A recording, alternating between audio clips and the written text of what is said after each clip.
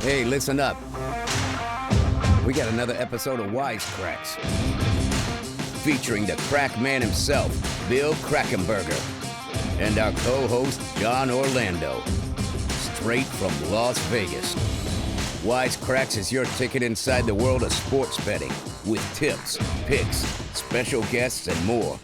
Only on WSN.com. Hello, everybody. Welcome back to another week of Wise Kracks. I'm your co-host, Jon Orlando, and I've got the man himself, Bill Krackomberger, with us, of course. Bill, normally I would start asking what you've been up to since I last saw you last week, but I'm pretty sure I have a good idea. You were glued to a TV somewhere watching the Masters and watching Dustin Johnson just rip it up. Am I right? Yes. Good to see you, Jon. And, that's the biggest tournament of the year. It's very unusual. We had it in November instead of April. But that's why we had Casey Kerr on last week, golf caddy, and legendary golf caddy that he is. I talked to him a couple times during the week. During the Masters itself, it was pretty cool. And Dustin Johnson, he was like the second or third choice. It was like DeChambeau, Jon Rahm, and actually Rory McIlroy was also up there for a while as the pre-favorite. He was actually fourth out of them, but Dustin Johnson was second or third the whole week favorite. And that's actually very profitable for the sports book when that happens. So, but yes, I was watching. I watched round 4. He had a good lead. I watched the first couple of rounds, and DeChambeau, that's everyone's favorite. And I bet on him. didn't work out, but yeah, I know nothing about golf. So the way Casey talked about DeChambeau, I was like, yeah, this guy sounds like a beast. I'm in. But it's a tough. It's like he also said it's a tough thing to win. Well, let's talk about a little bit right now about that, because that just goes to show you. Here you got a guy that's a professional out there with these guys for 30 straight Masters, and he did. He thought that DeChambeau, along with a lot of the public and a lot of the sharp people, they thought this guy was going to come out there and rip apart the golf course. He was a giant favorite, and I say giant because a major golf tournament, and he's 7.5 to 1, even 7 to 1. It's ridiculous. But I even said I'd like to have a yes/no and bet against them. Some of these guys. Only one guy can win, so right. It's pretty interesting, the yes/no props that sports books like the Circa put up. So you could see this week, even in the matchups and stuff, he was a giant favorite. And just from the start, he just didn't have it this week. He came across with a little bit. I kind of thought it was kind of not childish, but I'm surprised a guy like Bryson was saying, "Oh, I didn't feel good. Even went for a Corona test." You had a bad round of golf, guy. It happens. It happens to the best of us. It's the Masters. Just suck it up and go with it. He came back a little bit. He had a decent couple of the rounds, but playing against the top guys in the world here. And again, DJ was on. So absolutely. Now, the big question is, I know you watched. I'm pretty sure you wagered. Did you go real big, and how did you do? Well, you know what? I did. I went with something that Casey had, and I actually did send out to even all my crack wins guys that one of the golfers, I forget his name now, Brendan, I forget his last name. I'm sorry, but he did not make the cut because he didn't make the previous 7 cuts. So that was one of our plays, and we wound up going 4-2 for the week, winning about 4 units. So yeah, golf's been good to us lifetime. Golf's been good to us this year. And sometimes the majors are tougher to win on these majors. So I'm happy we had a positive week for me and my crack wins guys. You seem to really love the Masters. I could tell you were loving. Last week was the most excited I think I've seen you with the guest and just about the show in general. I didn't realize golf was so big for you until last week. Oh yeah. I've been down to Hilton Head, which is the tournament that follows the Masters the next weekend. I've been down to Hilton Head about 20 straight times. Oh, I'll say 20 times. A couple of years in between I missed, but I love going to that tournament, and I love the history, the Callaboogie Sound, the lighthouse. There's such history to these tournaments. I enjoy going to them. I enjoy watching them on TV too. I know golf when I was a kid, it was like a boring sport, but golf and baseball is the two sports I kind of grew up.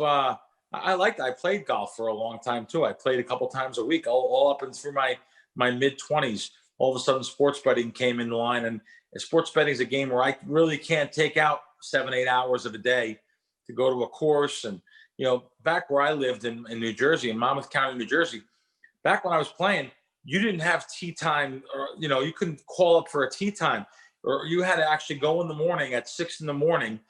This was for the Monmouth County, New Jersey courses.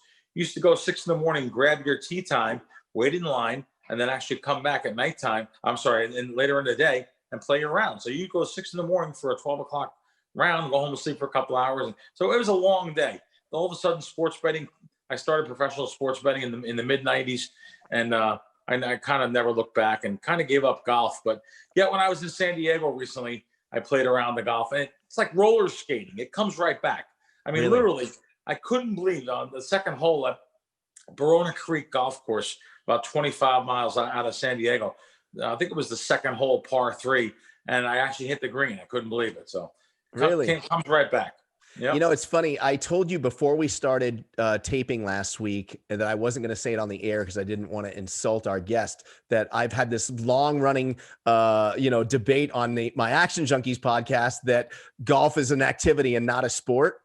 And it wasn't until listening to the passion and how Casey Kerr broke it down in terms of those guys being world-class athletes. And he said something that really is what changed my mind is he said, the back only has so many torques in it and so many swings in it before it just gives out. And then I started thinking about, oh, right. Okay. That's so Tiger Woods. That's the decline of Tiger Woods. Now I get it.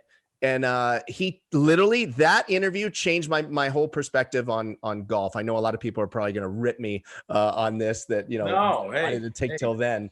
But, Sure. I'm a baseball, UFC football guy. So, I find it more interesting that you went right out and bet exactly what Casey said. And I feel bad that you weren't on when I was doing my last 2 shows, previous years for majors I did with him, last year's Masters, and then the the British Open, which is called the Open now. He had Tiger Woods last year, and then he had I forget what he had a golfer that won the Open at like 80-1. So you would have had them though. You went right out and bet Bryson at 8-1. You would have definitely had one of our other guys there for sure. Yeah, I just threw 100 on it. I was like, oh, why not? And so I bet on him and I bet on Tiger because he was like, Tiger Woods can always win, and I was like, yeah, that makes sense. I just thought at least it'll give me some sort of drive to watch highlights and stuff. It was. I mean, they really rob these sports books. Really rob you though on guys like Tiger because it's like a big name like that. He was like 40 or 50-1. He should have been 150-1. But then again, look how he came out and shot. I think he shot 4 under the first day. I mean, 4 under all 4 days puts him in second place in this tournament. So you're right. Casey's right. You never know. Crack, I say it every week, between you and WSN.com and all the sign-up bonuses they have to offer, the articles, it's always the best odds. I'm like a new man. I'm winning more money. I'm making sharper picks. It's my parlay addiction is offsetting that. So basically, WSN.com is funding my parlay addiction. But I urge all of you watching to go check out WSN.com. It's the sharp move. Cool, man. Listen, you're sharpening up more and more each week, Jono. Good job. But absolutely, WSN.com. I talk about it every week with some passion because I actually do go to the site all the time and check out the articles myself. The bonuses. Listen, I love bonuses. I travel all over the country for bonuses. So I always check out what's on there. All the different states, the jurisdictions, they have everything on there in one click of a button there. So tons of great articles and latest odds. I mean, there's so many good things to check out on WSN. Make sure you go there. Listen, I'm going there myself. And so someone that bets as heavy as I do, you can guarantee there's reasons why I'm there. And while we're talking about betting, let's talk about my other secret weapon, which I know is the Crack Wins app. It's been a game changer for me. Again, and one of the things I wanted to talk about with this is discipline. right? It's like you're giving me the info in this app and I'm winning, but I'm screwing it up on my parlays. And it really comes down to discipline, right? That's really, at the end of the day, probably the most important thing that I think you would preach to someone, right? Yeah, discipline is giant, actually, especially when you have so many primetime games. After like a Sunday, you have all of a sudden you have the night game, and you got to have action because maybe you lost in the daytime, or maybe you won and you just want more action. It's not the way to make money in the long run, but I can guarantee you that I'm even going to say, it's going to sound crazy. I'm going to say 95%, or that might be low, of the people that are watching us right now have to have action on a game because it's on Thursday night, Sunday night, or of course Monday night. And that's just not the way I work, and it's not the way any professional works. If there's a play to be made because you have a mathematical edge, or at least you feel you do, or you're getting closing line value, whatever it may be, then there's a play on that game. If not, you pass the game. Because then if not, what I do, taking advantage of the bookmakers and the lines, you're doing the exact opposite. You're feeding a bookmaker and you're just giving them money in the end. Maybe not that night. Maybe you got lucky that night. But in the end, you're not going to beat them. Listen to Crack, people. Listen to Crack, okay? Download the app. It's available on Apple. It's on Google Play. The Crack Wins app. Go get it right now. Go on. Go. Cool. All right. Well, it's time for us to move on to our guest. We sat down with him a little earlier in the day today, and here's how it went. All right, Crack, it's time to bring on our guest for the show today. We've got a fantastic one, a good friend of mine. He's coming to us from, I think he's somewhere in Kansas City or something right now. He's a UFC fighter. His nickname is the Cuban Missile Crisis. His name is Julian Marquez. Not only is he a fighter, but he even hosts his own podcast with the beautiful Kendra Lust. He hosts, or co-hosts, I should say, the Beauty and the Beast podcast, where, unfortunately, I hate to tell you, Julian, you're definitely playing the part of the Beast. Welcome to Wise Kracks today. What's up, y'all? I appreciate y'all having me on today. We're going to make some picks. We're going to have some fun with great conversation, but I'm going to let you know this right now. It really depends on when the Beast comes out. It's either me or Kendra, because I'll tell you what, some days I look pretty and some days she's pretty beastly. I'm just saying, her job, her line of work, you got to be an animal to do that. Oh, cool, man. Well, Julian, great to have you. Thanks for coming on. Listen, I love that nickname. I have to ask you, how did you get it? Where did it come about? Man, over years and years of being able to knock people out and just putting on pure excitement, they dubbed it upon me in the Kansas City ranks. One of my friends' wives actually said my nickname on one of the biggest fights in Kansas City when I was about to take on the number one in Kansas City.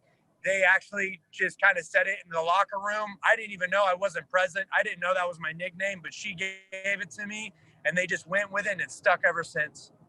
Cool. Like it.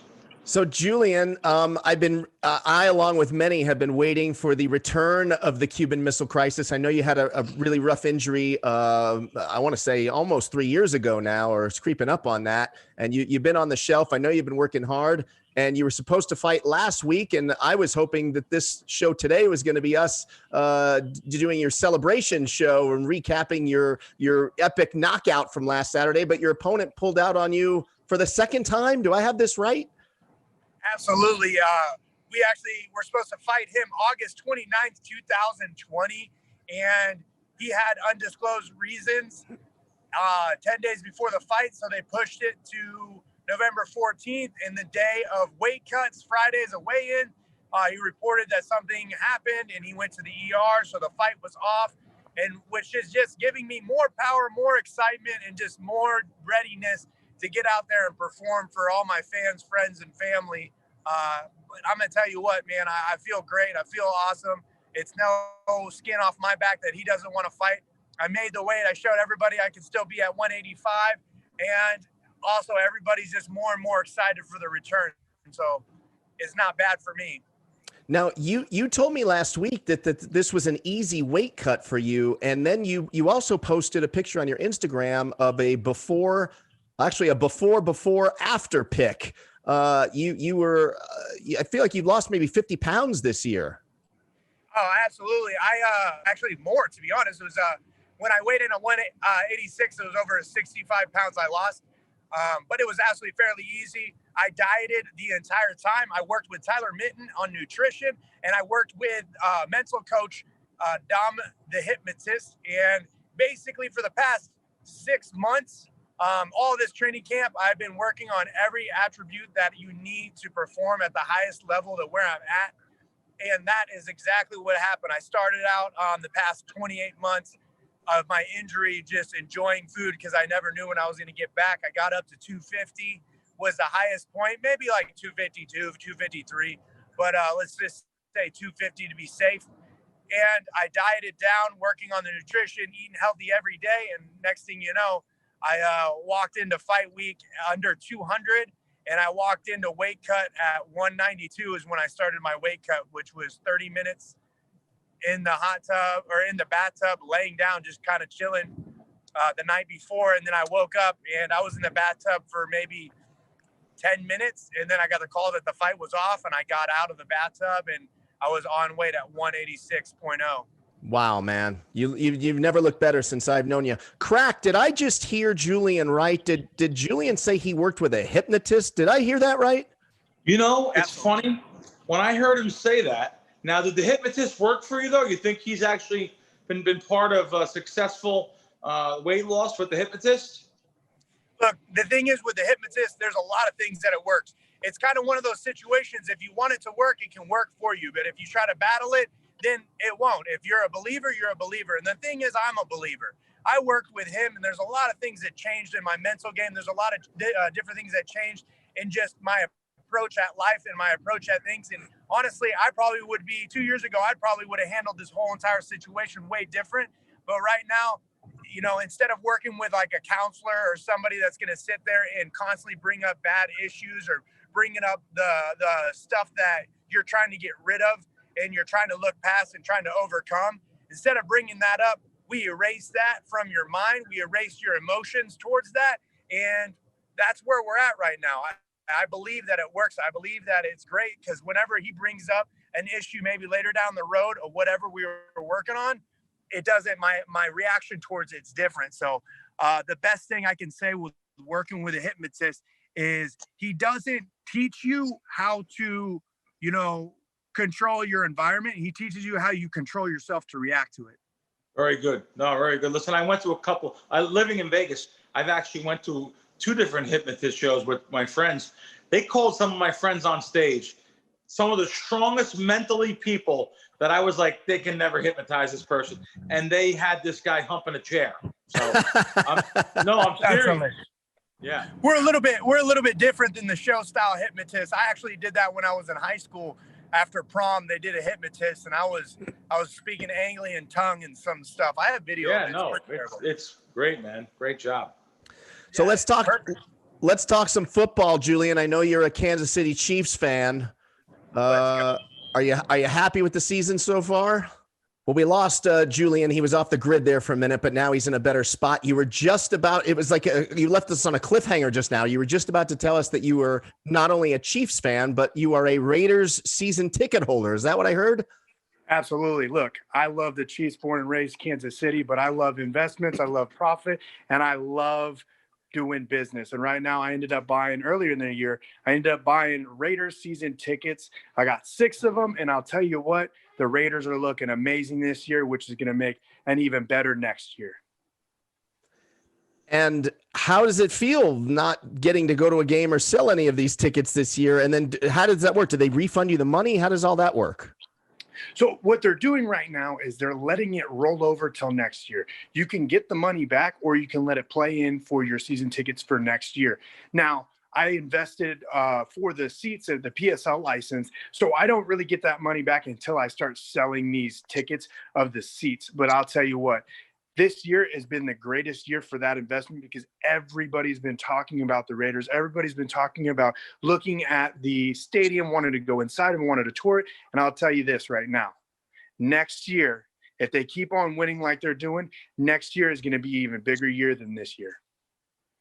Hey, more importantly, who are you rooting for this weekend? You go with the home team Raiders, or are you rooting for the Chiefs to rebound and you know, come back and make up for that last loss versus the Raiders. For years, the Chiefs and Raiders are kind of been going back and forth on the game. The Raiders just have a good play against the Chiefs, but this is the thing. The Raiders can't beat the Super Bowl Chiefs twice in a row. So the Chiefs are definitely going to blow out the Raiders. But I think I saw it on a plus 24. The Raiders were at a plus 24 when I saw it. I would take that all day. No, I don't see no 24s. The line is the line 7, I believe. Let me go back and look again. Yeah, Kansas City opened up 6.5, and now they're 7-point favorite. I think it was a teaser that I'm looking at then. Oh, some kind of a. It might have been like a teasers. That's like actually no. They have these crazy things. Some sports books. He's right. They have. It's called like a pleaser. Well, they add 17 points, 14. It's crazy odds they add to the teams. You have to put so many in there. But yeah, so I got you. Yeah, of course. It's ridiculous. I think it's going to be a close game regardless. This is the thing is that the Kansas City Chiefs are great running, and they have Hail Mary passes. They have great targets. I definitely want to see what they're doing with Bell this year.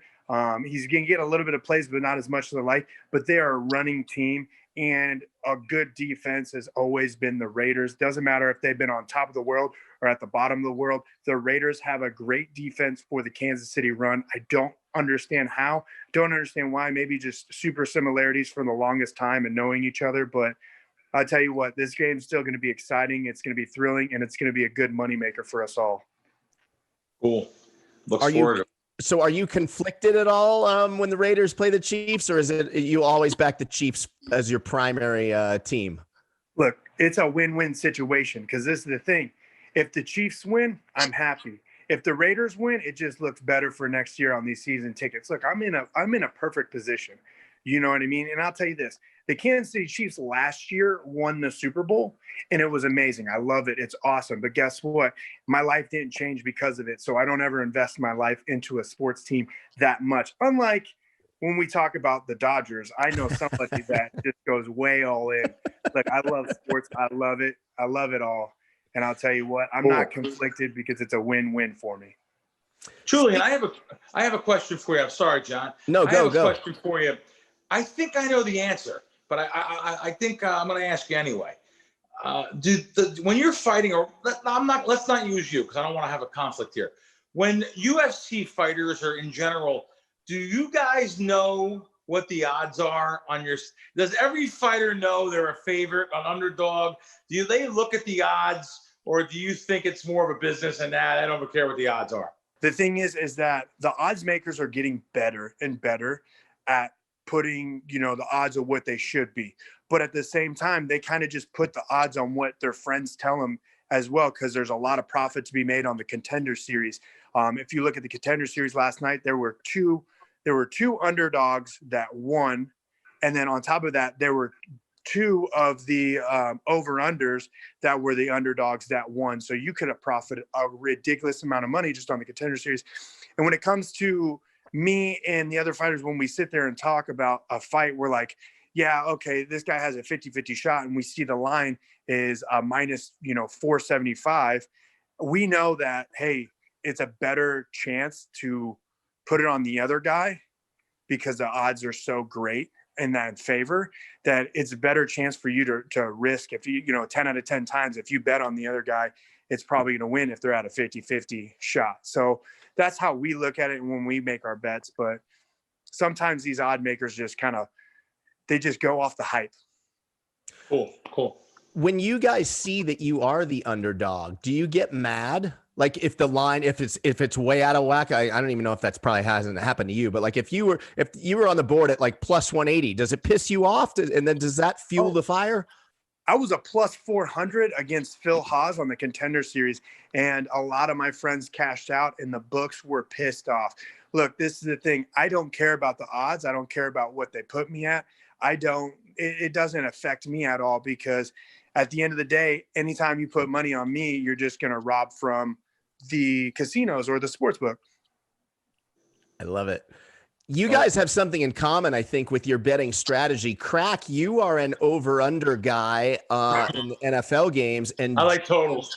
Right, you like the totals. And Totals. Julian, always, when we talk, he always reminds me and tries to sway me into the over under, 2.5 rounds or whatever. What's up with that? Yeah. No, it's not. I know it's not as fun. People love to bet the side. They love to have a side in the fight and go against a certain fighter. But let me tell you something. Mathematically, sometimes the over-unders the totals are much easier, I feel. So I'm with it the whole entire time. Look, the thing is, in football, I'm doing way better betting the over-under than I am betting the actual favorite. This is the thing. You can't be betting a minus 325. I don't want to risk $325 to win 100, but to get a minus 170 on over, 1.5 rounds, or a minus 115 on over 48 points, I'm willing to risk that because it looks more pleasable, especially with two high-powered teams that you're like, okay, let's go. Like, this is a safe bet, and the odds are in my favor to win more money and put less down, because I've been on the opposite end where I bet, let's use Ryan Bader in an MMA fight. Ryan Bader was minus a 450. I put 450 down on Ryan Bader, and I thought he was going to win against his last bout in Bellator for his title at 205, and he lost. So I lost $450, and if I would have put that $450 on the other opponent, I would have ended up making over $2,000 just on that bet alone. And wow. I ended up making a little bit of money because I put it on the over 1.5 rounds, and he got knocked out in the second round at the end of it. So I made a little bit of my money back, but I lost way too much. Cool. I agree. Yeah, good stuff. Good stuff. Especially this year in the NFL. Totals are unbelievable. The way to go, for sure. Great. Julian, this has been a crazy year for everybody, 2020. And I think your Instagram might be one of the most inspirational Instagrams out of all of the UFC fighters, for sure. You have found a way to, reinvent yourself, keep yourself relevant, stay positive. How have you've started, essentially starting a new business with the podcasting with Kendra, during a pandemic. She's in, I think, Michigan. You were here in Vegas, and you guys, have found a way to, make a successful show. I see that show's growing. How have you been able to stay so positive in really a negative time for you personally with the fighting and with the, coming back from the injury and the world being closed? How have you been able to stay so positive? This is the thing, man, is like, it's all about your outlook. And I told you I worked with Dom the hypnotist, and it helped me change the way I control my emotions towards everything else. And if you look back, you've known me for, during this whole entire, injury. We've talked, we've had battles, we've had arguments, and we're all in love, but we talked about many different, strategies and stuff that came through with it. And I'll tell you this right now. During this pandemic has been the greatest opportunity for myself, and I seized every bit of it. Now, it's a bad situation all around globally, but for me personally, it's been the greatest thing that ever happened to me. Look, all the jobs shut down, everything shut down to where I had to be focused on only one thing, and that was training. You couldn't go to work. I didn't have to go to work. So I focused everything on training. I focused everything on my nutrition. I focused everything on just my mental side, to where when everything opened back up, I had enough money saved up. I ended up moving out of my place, and I just got up and left to Kansas City and just kept going and focusing on what I control, and that's Julian Marquez. I can't control the weather. I can't control, what the government's going to tell you and where to go and what to do, but I can control what Julian Marquez does and how he reacts. And I reacted in the best way possible to make myself be the best person and evolution of who I can be. And I will not stop doing that, because the goal is to make it to the top. The goal is to make the most amount of empire money that you can. And I'm on the right path. You sure are, man. And it's been fun watching you. Thank you so much for stopping by and taking the time to sit with Crack and I today. And we look forward to seeing you get back into the cage and get your hand raised in the near future. Absolutely. I appreciate it, but I want to know this right now. What is your pick on the over-under this weekend? Are you taking the over of the Kansas City Chiefs, or are you taking the under? What are we talking about? Come on, let's give out a free bet today. Listen, I think John has been the pick guy on the show. I really don't like giving away too many picks because but I am a total guy, if anything, so you're right. And the overs have absolutely cashed this year for me. It's a square thing. Normally, overs are sucker bets that you would think in most sports, but not in the NFL, especially this year. So I'll have to go. If anything, I would lean to the over. What about you, John? Yeah, me too. I mean, you know how I feel about Mahomes. I mean, I just always feel like they can cover the over all by themselves. So I'm definitely going to be. I would be all over the over, and I think the Chiefs do win the game for sure. There we go. I'm with it. We'll take the over this weekend, and we'll post the post and see if the wise guy in the Orlando tells me it's right. All right, man. Thanks, Julian. Thanks, Julian. All right, boys. Later. See you. Julian was great. That was fun. He's a good dude. Excellent. Great to have him. Thanks, John. Okay, so Crack, before we get into this week's bets, I'm not sure if you kept tabs on me from last week, but I think I got them all wrong. No, you did, but it's all right. You had some live dogs and stuff in there, and it takes a lot of heart for someone to bet dogs, and especially money lines and stuff. So, listen, another day. Go right to the chalkboard and draw them up again. Sure. There were some crazy finishes last week. The Buffalo game, did you see that? The last minute Hail Mary? See, and that's why the line shopping and having line selections on different sports books to bet at is key. And I've been talking about it. I'm like a broken record over and over again. I know, guys, you want to just sit in your one sports book and you want to bet because that's the only option you may have for yourself. But you really should have other apps funded. You should have other places to bet because these games come down to the last second. You see what happened last week in the Cleveland game where the line opened up 2.5. It sat there for a day and a half at 2.5 before going to 3.5, and closing at actually 4.5 at some of the books. Sure enough, look what happened. It landed right on 3. And they probably actually should have won the game by 10 or 9 or 10. They actually fell down. The guy fell down purposely at the 1 yard line. That game landed right on 3. Going to the Arizona-Buffalo game, another game. It was -1.5. Matter of fact, even on the contest cards I play in Vegas, it was -1.5. Goes to 3. Look what happened. Hail Mary at the end. Crazy ending of the game. You would think I bet you bet Arizona -3. It's like, oh my God, I can't believe I'm going to push this because it was 3 at a lot of the sports books. What do? They don't even kick the extra point. Lands on 2. Last minute, any given Sunday, anything can happen still. Make sure you guys know that. Let's get right into your plays, John. Speaking of any given Sunday. All right. Any given Sunday, you could scoop the board here. That is my motto. I'm taking a page out of your book for my picks this week, the any given Sunday. And I'm actually going to go as far as to say I'm calling this Sunday, Dog Day afternoon. So I'm sure you know what's coming right now, right? Cool. Yeah. All right. So Jets at the Chargers. This game opened at, I think, -9.5, and now it's -8.5. Yep. Crack, listen. I play a lot of blackjack too, right? So I'm a big law of averages guy. I'm a big, you lose 4 in a row, you can't possibly lose the 5th hand, bet the house. I know you hate when I do that, but I can't help it. It's how I'm wired. All right. I'm an action junkie. So I think I have found the one lonely Jets win this season. And I think it's going to come this weekend. They're coming off of a bye, which I like. And then their last game, they only lost by 3. So I think that gives them some momentum along with, some reflection with the bye. And I think they are going to go in and with the we can win one theory. And I think that on the road in LA, I'm taking Jets money line at plus, I think, 335. What are your thoughts? Yeah, it's actually plus. I'm looking on my screen right now because actually, here's another example. So 335 is 330s, but there's also a 350 on the screen. Doesn't sound like a lot, but let's say you bet $100, you're getting an extra $15. You're paying for your lunch. So if it wins, so listen, the Chargers, boy, they really can't get out of their own way. 2-7, I believe their record is. Many will say that they're much better than that record. I understand, but as the great Bill Parcells always said, you are what your record says it is. So anyway, this game feels like it's kind of like 2 lame duck coaches who may not even be there next year. So I think 9's a lot to lay, and I'm going to lean to the Jets. And hey, if you hit that money line, it's even better.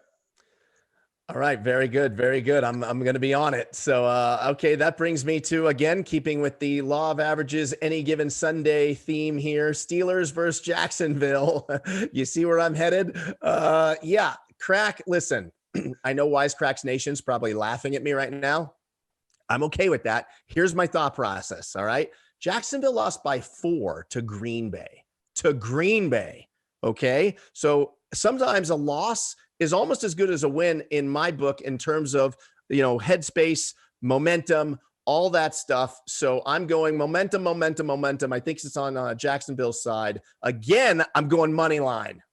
So you're going to money line. No, you're not going to points here because nope. There's a couple 10.5s out there. You lay a little juice minus 115. I could see that. Money line, ooh, I'll tell you.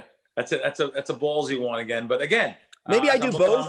Maybe both. Is it crazy to do both?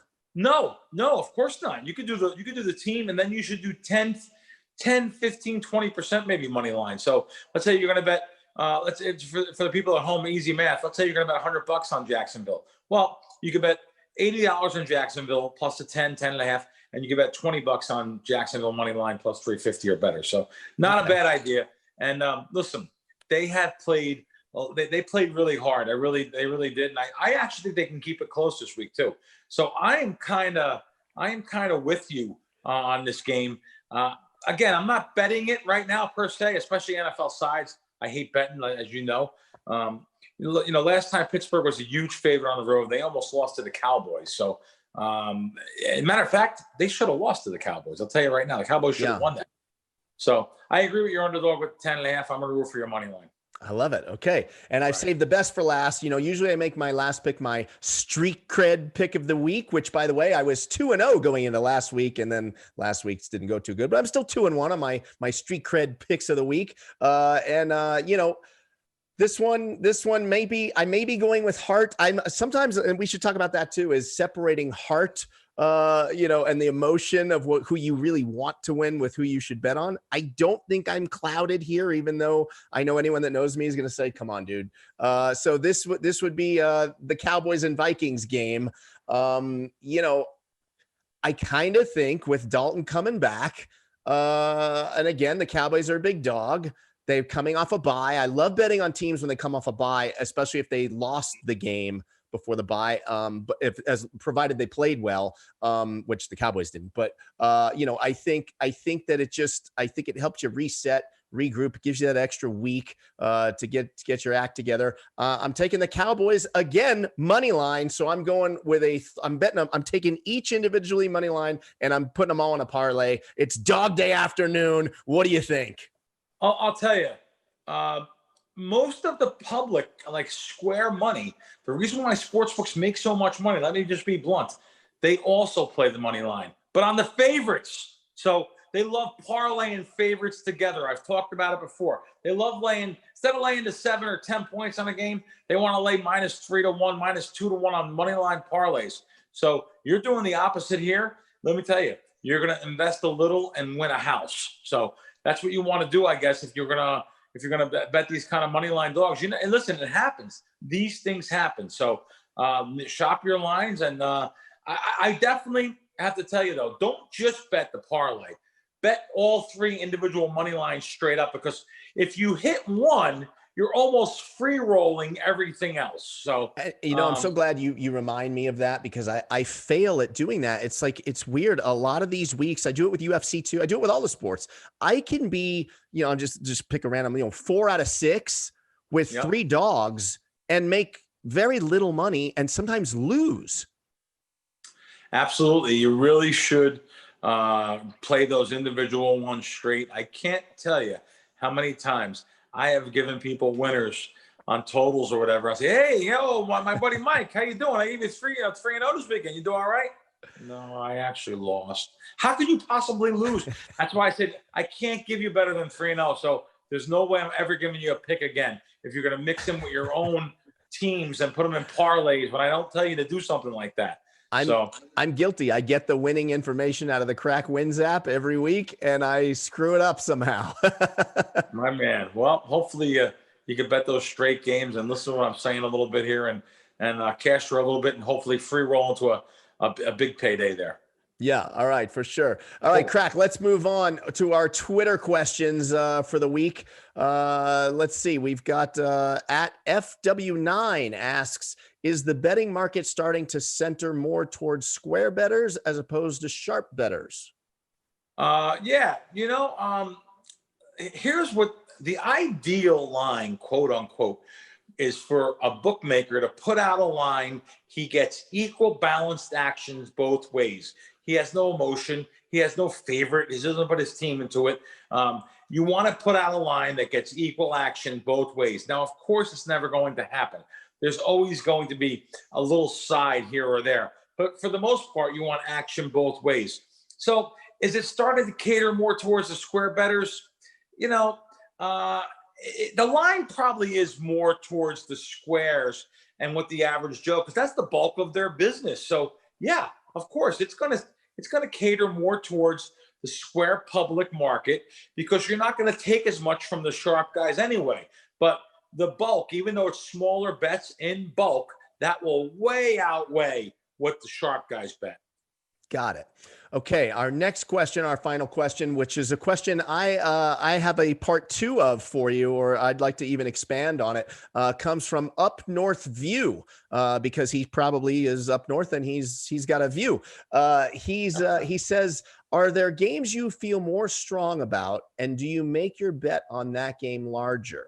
Which was basically what I was going to ask you. Is it's basically the gut feeling, right? Does the gut ever come into this with you like it does all of us?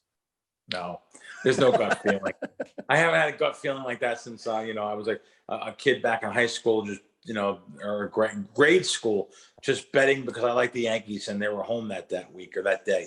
No, so there's no gut feeling, but it's a great question. Fantastic. Yeah. Thank you, Mr. Up North View. I'll tell you why. There's not a game that I think stronger than another game. It's very, very rare I'll have like a 1.5 unit play compared to a unit, let's just say in general. But I do bet more percentage-wise of my bankroll on totals. So I'll bet more on a total than I will per se an NFL side, or I'll bet more on a proposition bet. I'll try to get down as much as I can on a proposition bet where I'll make that a bigger percentage of my bankroll getting down on, rather than again a straight bet. So when it comes to like your totals, when I say totals, NFL over-unders, I'll usually have them all rated the same. If I do have that rare occasion, one where I'll bet more on, I'll actually talk about that to my crack wins guys, or I'll just bet more myself on it. But it's very, very rare. Everything really across the board, I kind of like as the same thing, when you got all these scam guys out there saying, oh my God, this is my 10-star lock of the week, my 10-star lock of the year, lock of the century. They're all BSers. So they're really all equal to you. They're all equal to you. A bet is a bet. They're all equal to me, but yet, like I tell my crack win subscribers, they're all equal to me, but yet I'll have a different percentage of bankroll compared to each sport, depending on what the sport is. That's what it'll be, the bankroll. Like an NBA side, I may say that's a 1% bet. Bet 1% of your bankroll on an NBA side. But an NBA total, I may tell you it's 2%. A proposition bet, 3%. So on a prop, over under quarterback, yards or touchdowns or something like that. So it all depends on the sport. It all depends on any given time of the year it may be too. I may bet more earlier in the season and scale back later in the season. So great question. Thank you. And let me ask you this. I'm fascinated by your mindset on this stuff. Do you feel this way about the gut feelings, and do you have the discipline that you have because early on you got burned by falling into the trap, or has this always been your approach? Let me just tell you, it definitely hasn't always been I grew up back east. I grew up in New York and in Jersey, where we just bet everything in our pockets. So, and I had to be taken and shaken and shown this. This is not something you're born with. I was a sucker in the beginning, like everyone else. I'll use, there's an old analogy, there's an old saying that literally the definition of insanity is doing the same thing over and over again, expecting a different outcome. And that's what most people do. They say, well, I got unlucky. Oh man, I got unlucky. Let me tell you something. Everyone that watches a game, including you, John, everyone, you're going to watch the game just from your standpoint and just your side, so you can make a case for your mental self. God, I should have won that. Darn it. I should have won that. You listen, literally, the Arizona Buffalo game, whatever. Let's say you had Arizona, I had Buffalo. No matter what, you're going to say you should have won that game.